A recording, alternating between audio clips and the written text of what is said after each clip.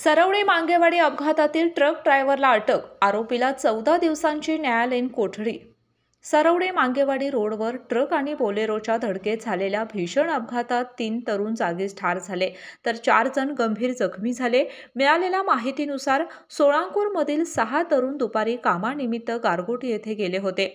काम आटोपून रात्री उशिरा ते घरी परतत असताना मुधातिट्टा येथे तबला वाजवण्यासाठी गेलेले संभाजी लोहार हेही त्यांच्या गाडीमध्ये बसले। यावेळी सरवडे मांगेवाडी रोडवर मालवाहतूक ट्रकची बोलेरोला जोरदार धडक झाली आणि या धडकेत 3 जण जागीच ठार झाले। या घटनेने सोळांकूर गावावर शोककळा पसरली आहे।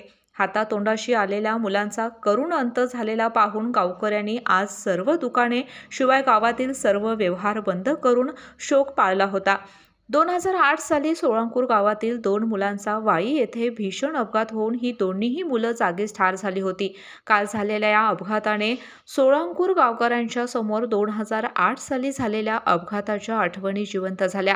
या अपघातासंबंधी ट्रक चालक गडाप्पा परशुराम राठोड याला पोलिसांनी अटक केली असून त्याला 14 दिवसांची न्यायालयीन कोठडी सुनावली आहे।